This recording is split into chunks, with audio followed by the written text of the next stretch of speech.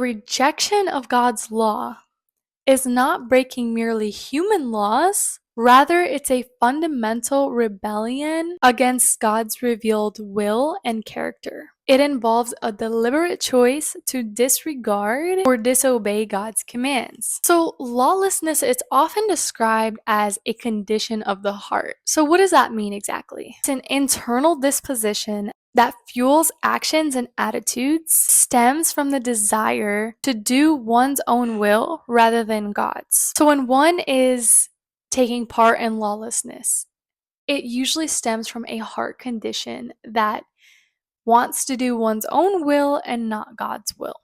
In 1 John 3, verse 4, it says that sin is lawlessness.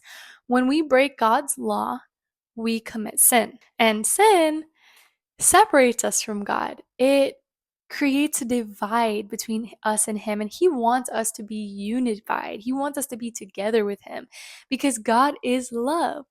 God is love.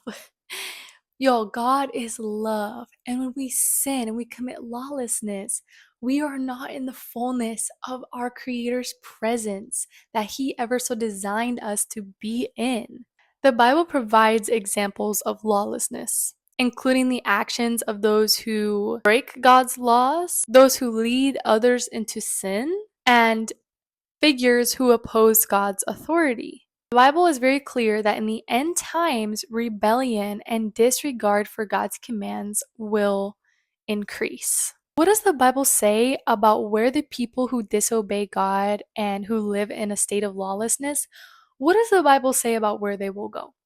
Let's turn to Revelation chapter 21, verses 7 to 8. Revelation 21, verses 7 to 8 says, "He who overcomes shall inherit all things, and I will be his God, and he shall be my son." Amen. Verse 8 says, "But the cowardly, unbelieving, abominable, murderers, sexually immoral, sorcerers, idolaters, and all liars shall have their part in the lake which burns with fire and brimstone, which is the second death."